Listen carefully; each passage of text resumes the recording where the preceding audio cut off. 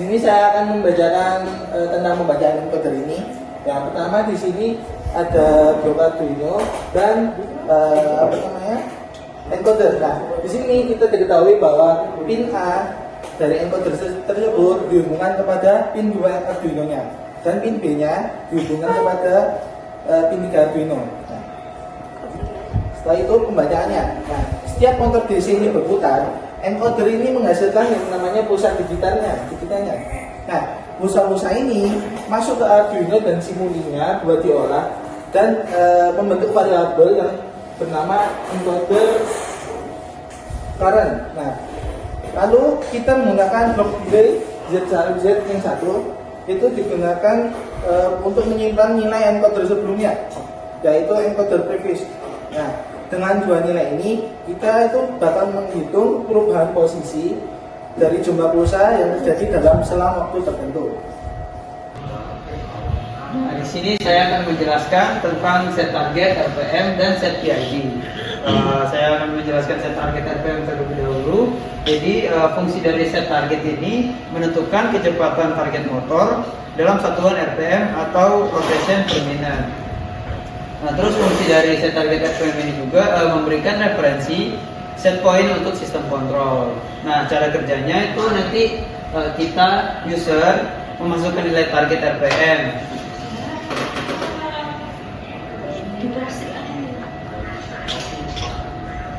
Nah, cara kerja dari set target RPM ini, yang pertama nanti user atau kita memasukkan nilai target RPM.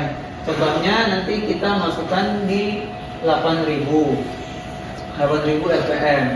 Nah, nilai ini menjadi input referensi untuk controller PID. Nah, selanjutnya nanti sistem akan berusaha mencapai dan mempertahankan kecepatan motor pada nilai target ini yang di 8000 RPM. Nah, selanjutnya set PID. Jadi fungsi set PID ini mengatur parameter controller PID atau proportional integral derivative untuk mencapai kontrol yang optimal. Nah, cara kerja dari parameter PID ini KP, yang pertama KP atau konstanta proporsional ini mengatur respons terhadap error saat ini. Nah, selanjutnya KI, konstanta integral mengatur respons terhadap akumulasi error dari waktu ke waktu. Yang terakhir KD atau konstanta derivatif, yaitu fungsinya cara kerjanya mengatur respons terhadap perubahan rate error. Nah, untuk proses kontrol dari set PID ini, yang pertama sistem membaca kecepatan aktual motor, yang kedua menghitung error, target RPM dikurangi RPM aktual, yang ketiga controller PID memproses error dengan ketiga parameter KP, KI, dan KG, yang keempat menghasilkan sinyal kontrol PWM untuk mengatur kecepatan motor. Nah, yang kelima ini loop ini berulang terus menerus untuk menjaga kecepatan sesuai target. Nah, selanjutnya kita akan coba simulasikan. Nah, selanjutnya kita simulasikan untuk driver motor ini. Yang pertama set target RPM nilainya 8000 RPM. Nah, itu ada lonjakan di bagian grafiknya tadi. Nah, itu 8000 RPM. Nah, selanjutnya untuk set PID di bagian KP nilainya 0,05.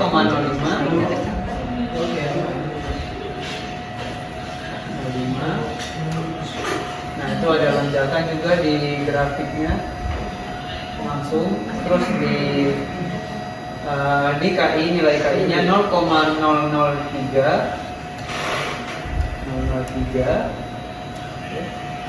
Nah, itu dari grafiknya udah mulai stabil di bagian ininya. Selanjutnya di KD-nya nilainya 0,0001.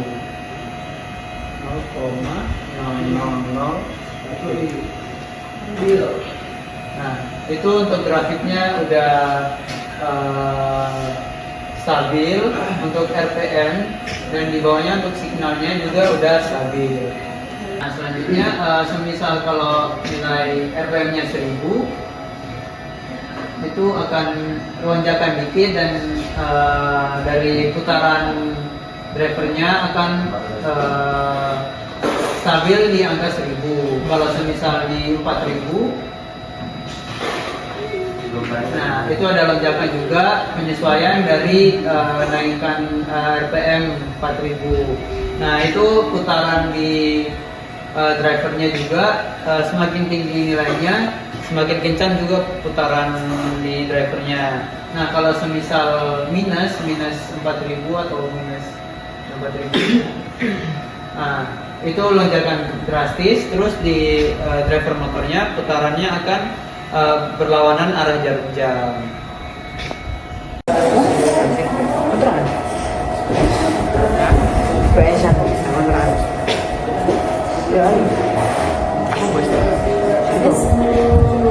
Baik, di sini saya akan menjelaskan bagian hitung RPM. Blok ini bertujuan untuk menghitung nilai RPM (revolution per minute) dari sinyal encoder. RPM, pulse yang diterima dalam 1 detik, keterangannya PPR, pulse revolution itu sama dengan 28. Gear rasionya sama dengan 1. Jadi konstanta dalam hitungannya itu 60 per 28 sama dengan 2,142 sekian. Lalu penjelasan blok-blok di bagian hitung RPM-nya. Itu yang pertama ada encoder, yaitu untuk mengambil nilai dari encoder saat ini dan sebelumnya. Lalu yang kedua Z pangkat min 1 atau delay block, itu untuk memberikan nilai encoder pada waktu sebelumnya dan berguna untuk menghitung perbedaan pulsa antara dua waktu. Lanjut ke subtraction block. Nah, jadi subtraction block ini berguna untuk menghitung jumlah pulsa yang masuk selama satu periode sampling.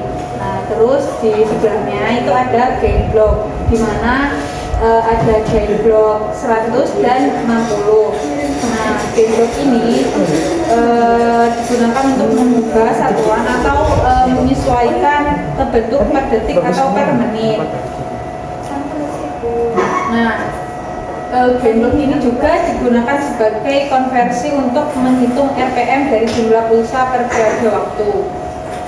Terus ada pembagi dengan 28 itu konstan. Itu gunanya yaitu sesuai dengan nilai yang diberikan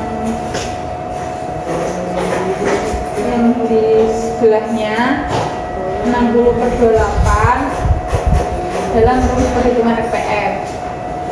Konversi dari pulsa per detik menjadi RPM sesuai PPR encoder. Dan selanjutnya itu outputnya yaitu RPM raw, yaitu hasil dari perhitungan langsung RPM tanpa penyaringan. Nah, jadi RPM raw ini akan dilanjutkan ke low pass filter. Di sini saya akan melanjutkan penjelasan tentang low pass filter. Di RPM low pass itu ada running step length, time constant, dan RPM raw.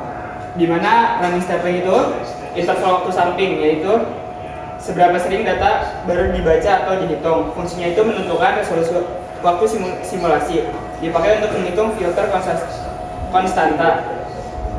Yang kedua itu time constant, yaitu konstanta waktu sistem yang menentukan seberapa cepat filter merespon perubahan pada input. Fungsinya itu semakin kecil nilai filter ini, filter akan lebih sensitif. Semakin besar filter akan lebih lambat.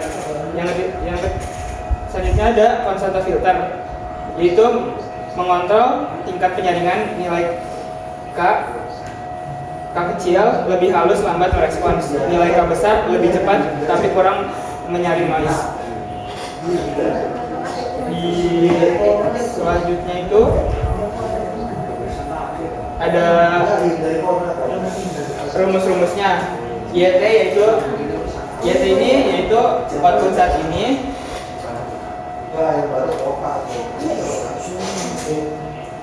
Y tebing 1 output sebelumnya, UT itu input saat ini, itu konstanta filter, DT itu interval waktu sampel, time itu konstanta waktu sistem.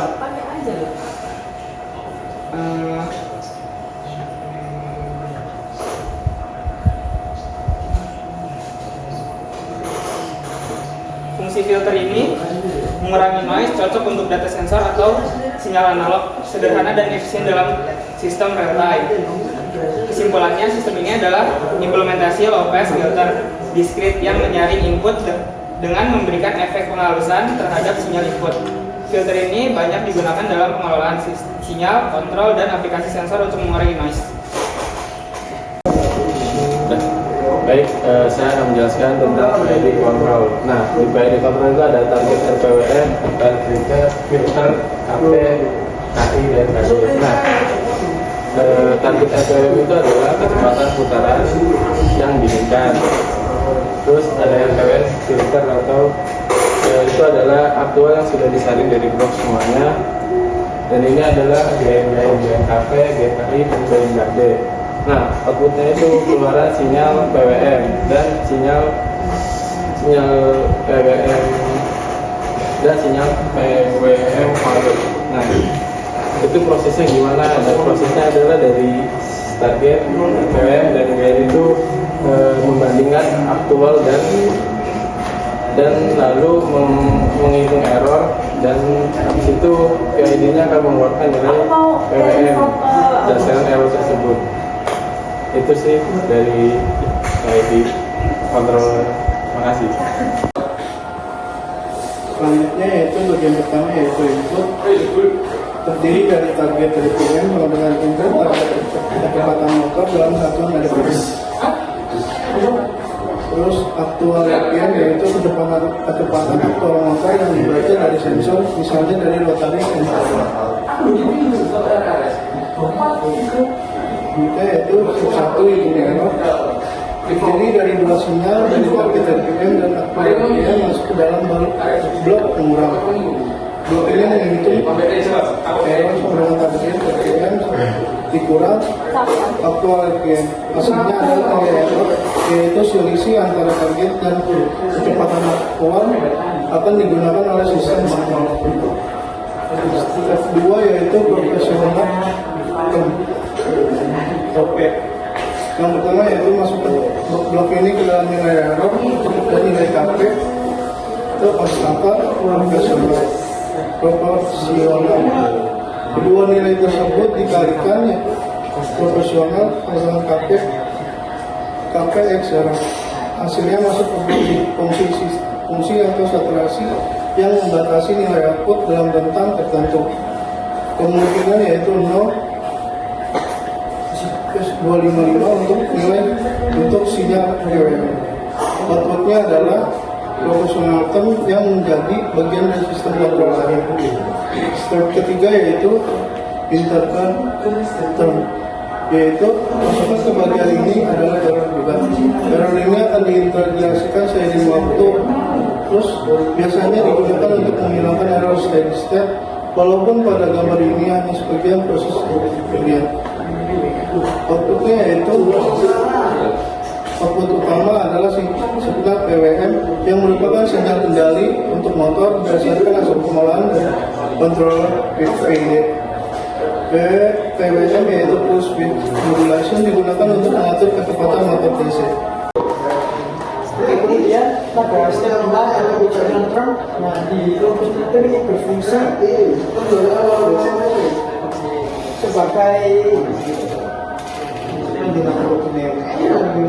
sebagai memberikan output yang proporsional terhadap besarnya error. Semakin besar error, semakin besar pula sinyal motor yang dihasilkan. Nah, di sini ada rumus-rumusnya di mana nilai error ini dikali dengan nilai KP.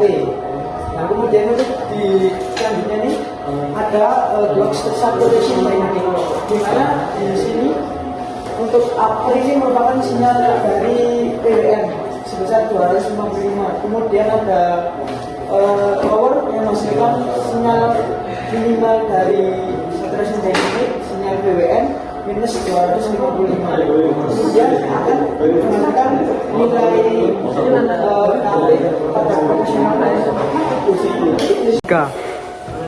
selanjutnya integral term. Nah, sama seperti proportional term, ada sinyal error di sini.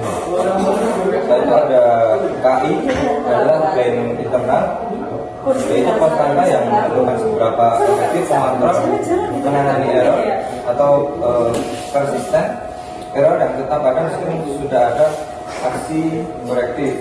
Lalu di sini KI dikalikan dengan error. Dan kita ada blok C dan ini 1. Nah, di sini mewakili integrasi. Sinyal diintegralkan terhadap waktu yang berarti bahwa akumulasi error dipertimbangkan. Nah, ini membantu mengurangi error persisten. Nah, selanjutnya di sini ada penjumlahan sinyal terintegrasi dijumlahkan dengan sinyal. Kemungkinan dari unsur proporsional yang tidak ditunjukkan secara lengkap dalam diagram ini. Nah, selanjutnya saturator. Nah, sama seperti pada term proporsional, saturator membatasi sinyal kalau antara minus 255 dan 255. Selanjutnya ada converter. Nah, sinyal dikonversi ke bentuk yang sesuai aktuator. Dan ada output. Nah, inverter term adalah sinyal keluaran dari term integrasi. Baik, selanjutnya saya akan menjelaskan sistem 4 yaitu derivative range, yang mana yang pertama itu ada input sinyal error, terus yang kedua ada KD atau derivatif, yang mana pengalimi yaitu KD dikalikan dengan error. Terus diagram blok kita ada C21, dan diagram ini tidak mewakili seperti pada tren integral. Terus selanjutnya ada penjumlahan sinyal. Nah, sinyal ini diadakan dari referensi dijumlahkan atau dikurangkan dengan sinyal lain. Terus selanjutnya ada saturator blok dengan nilai 255 dan min 255 berada sebagai saturator membatasi output antara min 255 dan 255. Terus selanjutnya ada konverter yang dikonversi ke bentuk relay atau aktuator. Terus the output dari depuratif tank adalah yang keluar dari depuratif. Intinya apa lagi dah? Setelah step keempat ada step 5, di mana ketika outputnya proportional term ditambah integral term plus derivative term itu dijumlahkan semuanya dan akan menghasilkan output, di mana output itu masuk ke saturation dynamic, di mana itu akan dibatasi menjadi 255 atau min 255 dan akan menuju ke signal PWM. Nah, untuk signal PWM akan masuk menuju ke ABS, di mana ABS itu akan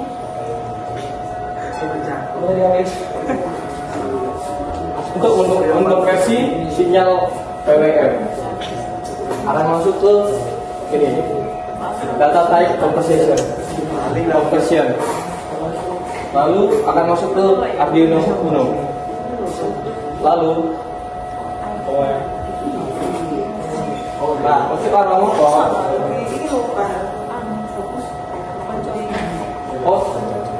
counter clockwise waste itu dimana berlawanan arah jarum jam, mana terdapat nilai 1 dan 0.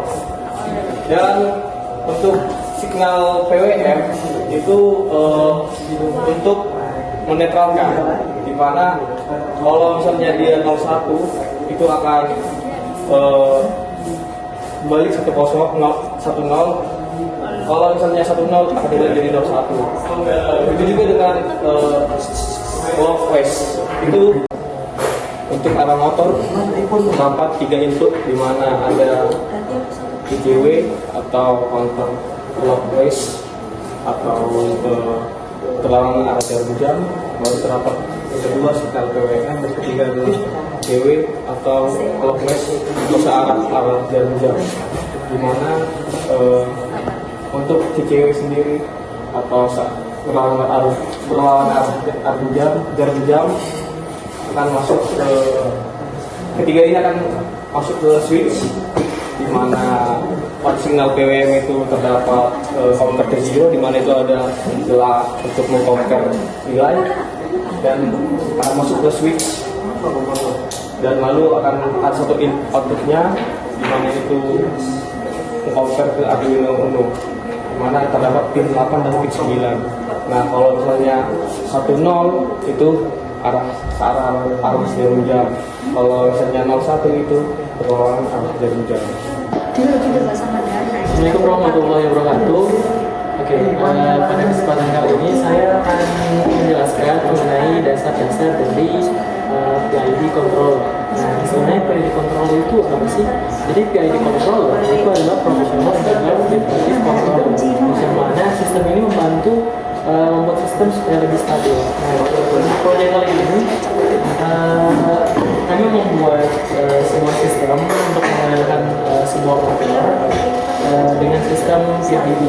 Nah, di sini bisa terlihat ada beberapa blok, di mana ada blok untuk mengatur target RPM atau rotation per menitnya.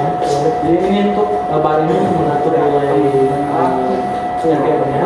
Terus yang set PID ini adalah blok untuk mengatur nilai dari PID-nya sendiri gitu. Jadi untuk yang KP-nya adalah konstanta proporsional, yang KI-nya adalah konstanta integral, dan KD-nya adalah konstanta derivatif. Nah, masing-masing dari KP, KI, dan KD itu memiliki rumus sendiri gitu. Nah, kalau untuk KP itu kalau mencari nilai errornya itu tinggal dikalikan dengan E dalam kurung T. Terus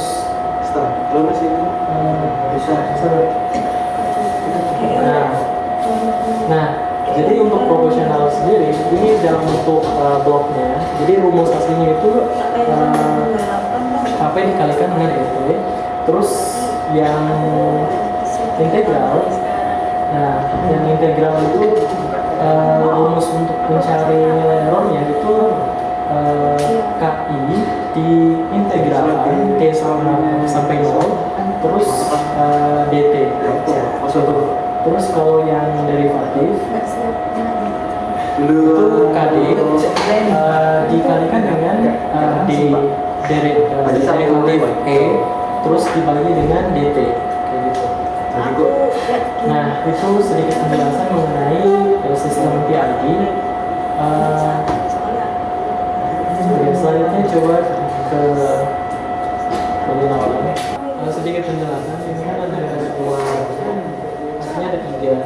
Jadi yang ini untuk sinyal PWM-nya, terus yang di atas itu ada 2 grafik nantinya, yang mana ada nilai untuk kalibrasi dan RPM kemudian.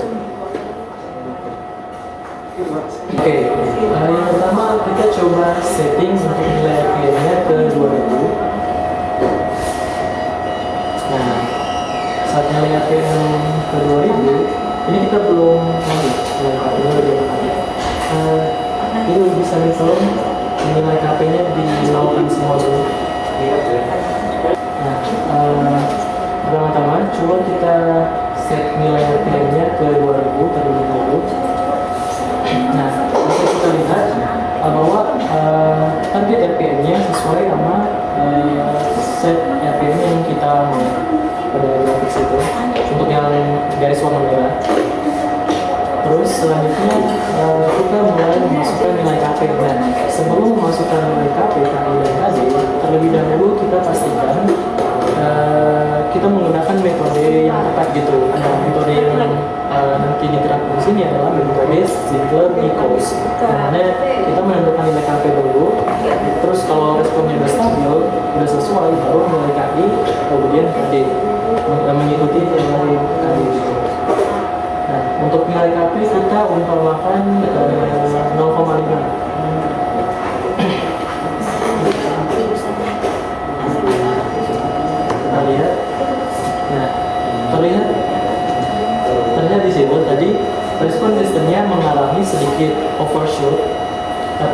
untuk steady state-nya itu nggak terlalu secara signifikan saat nilai K2 dinaikkan. Terus untuk target RPM-nya itu mengalami garis merah gitu, jadi oscilasinya nggak secara signifikan. Baik, selanjutnya kita ngatur nilainya. Kalau coba 0,3.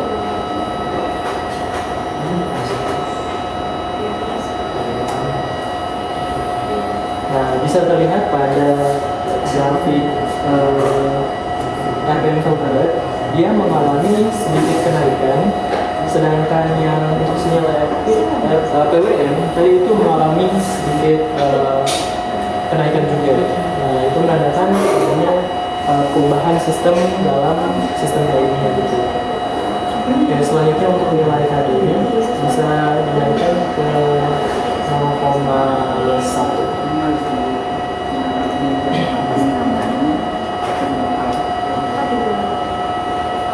Oke. Nah, saat KD-nya dinaikkan, PWM ini mengalami lonjakan. Terus yang RPM tadi itu mengalami overshoot yang cukup signifikan daripada. Oke.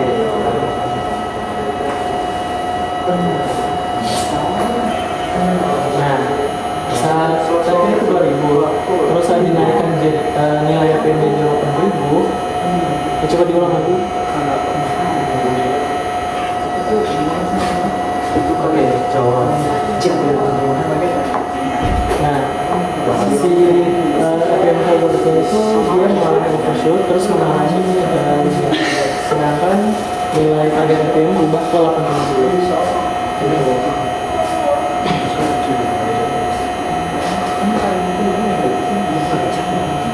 Oke, mungkin itu saja yang bisa saya sampaikan.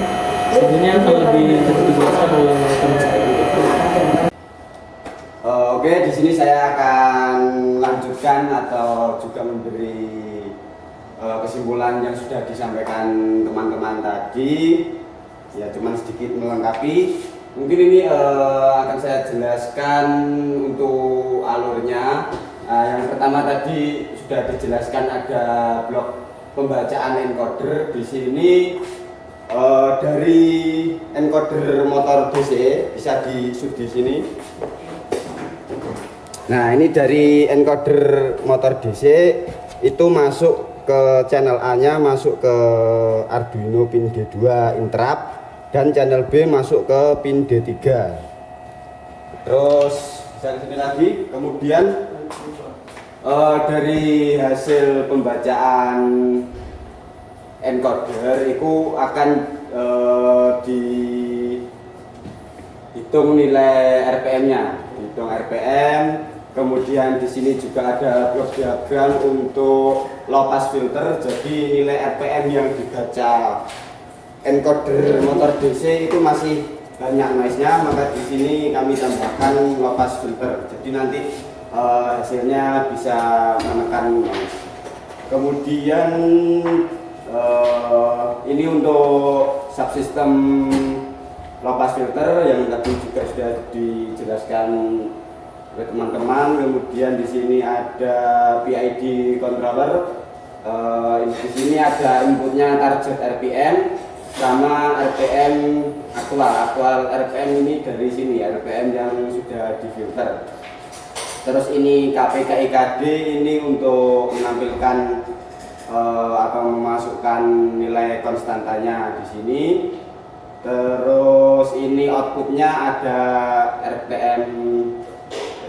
Nah, di sini outputnya ada dua, ada output sinyal PWM sama PWM value. Ini untuk yang PWM value untuk menampilkan di sini. Ini nilainya PWM nanti. Terus kembali lagi ke PID controller. Di sini secara singkat saja. Nah, dari input tadi target RPM Terus kemudian ada step 1 hitung RPM,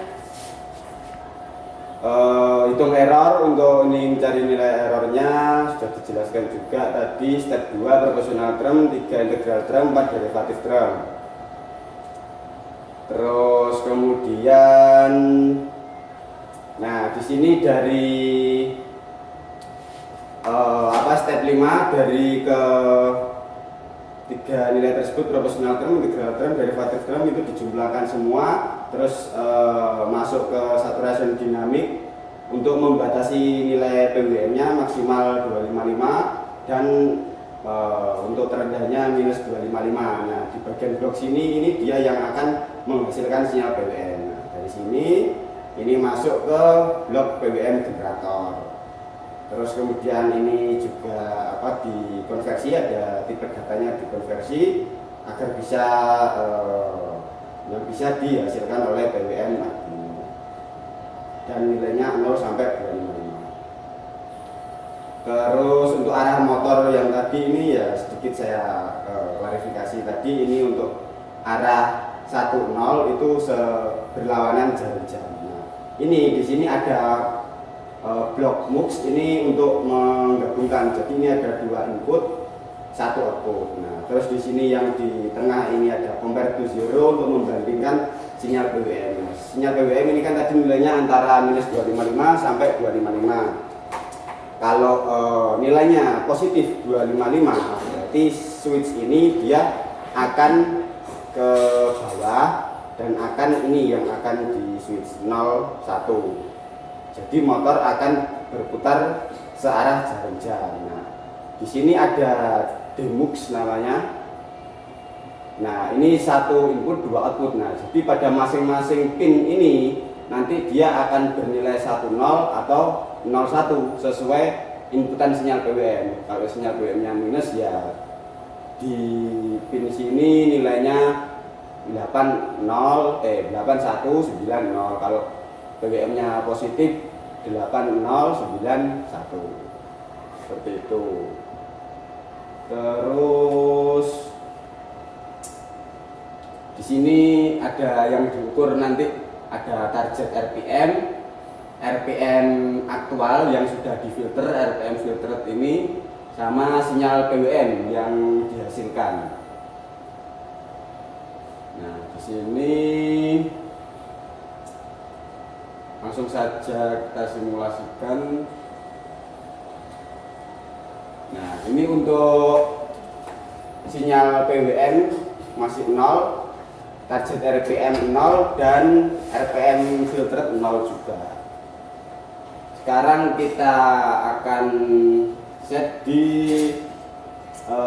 dicoba pada beberapa variasi RPM, mulai dari 1000. Nah, dia respon sistemnya seperti ini. Ini untuk dari 0 ke 1000. Sedangkan kalau misal kita dari 1000 langsung loncat ke 8000, nah dia juga respon sistemnya beda. Begitu juga ini kan dia nilai positif. Nah, di motor ini bisa di sini. Di motor ini dia putarannya searah jarum jam. Ini bisa langsung kita cocokkan menggunakan tachometer. Di situ 8000, kita set 8000 RPM. Sekarang kita bandingkan dengan pengukuran tachometer. Nah, di sini pada tachometer terbaca sekitar 7928. Nah, ini kemungkinan masih masuk dalam toleransi antara pembacaan tachometer dengan encoder motor DC tersebut. Kemudian ini kita variasikan lagi, turun ke 5000 RPM. Nah, respon sistemnya seperti ini. Ini masih putarannya searah jarum jam. Terus ini 3000. Oke, 3000. Kita bandingkan lagi dengan pengukuran tachometer. Kita set tadi di 3000 RPM. yang diukur dengan takometer. Nah, ini sudah lebih mendekati di 2980 sekian. Terus ini langsung ini kalau kita nolkan dia akan mati. Terus ini kalau minus dia motornya akan berputar berlawanan jarum jam. Nah, ini kita set di minus 1000 rpm. Coba kita ukur dengan takometer. Nah, nilai yang terukur sekitar 991. Oke. Ini kita langsung naikkan ke minus 8000 rpm. Nah, respon sistemnya seperti itu. Bandingkan lagi dengan takometer. Nah, di sini dapat nilai 7945 rpm. Oke, dari sini untuk nilai KP KIKD yang menurut kami sudah paling ideal untuk sistem ini dengan KP 0,05, KI 0,002 dan KD 0,001. Terus kemudian, nah ini sinyal PWM-nya di sini tampil sekitar 174. Oke, kita ke hardware lagi. Nah, di sini untuk spesifikasi motornya ini sebenarnya dia motor tipenya PG36 24 volt. Terus kemudian tapi di sini kami cuma memakai tegangan 16,9 volt atau 17 volt. Soalnya sini kami cuma mengatur RPM dia maksimal di 8000 RPM. Kalau ini dikasih tegangan 24 volt bisa sampai 12.000 RPM lebih. Terus untuk koneksi ke Arduino tadi untuk encodernya sudah. Ini untuk driver motornya kita ada dua versi. Ini yang versi beli jadi pabrikan dan ini yang versi rakitan sendiri. Ini include waktu tugas besar dari Ibu Iva. Di sini ada rangkaian regulator dan sebelah sini untuk rangkaian driver motor menggunakan konfigurasi hybrid. Ada menggunakan 4 MOSFET, 2 MOSFET P channel dan 2 MOSFET N channel. Terus di sini ada yang kami revisi, kami tambahkan IC logika NAND. Nah, ini kan sebenarnya cuma ada 2 input, sedangkan driver-driver yang ada di pasaran itu kebanyakan ada 3 input. 1 input untuk sinyal PWM dan 2 input untuk arah putaran. Maka sini kami tambahkan IC logika NAND 4 channel, tapi yang kepakai cuma 2 channel logika NAND. Nah, ini bisa diprogram langsung juga dari MATLAB Arduino, bisa kita pakai modul PWM, tinggal ngelepas jumpernya ini aja. Oke, ini untuk driver. Terus ini untuk pin-pinnya. Untuk pin PWM tadi di pin 5 masuk ke enable driver motor. Kemudian pin 8 dan 7 ini untuk arah putaran motor, dia masuk ke pin LPWM dan RPWM driver motor BTS 7960 tersebut. Oke, kembali ke sini lagi. Jadi ini misal kita set di 7, kita nolkan dulu, turunkan perlahan. Nah, agak sedikit delay tadi. Kita set di 7000 rpm.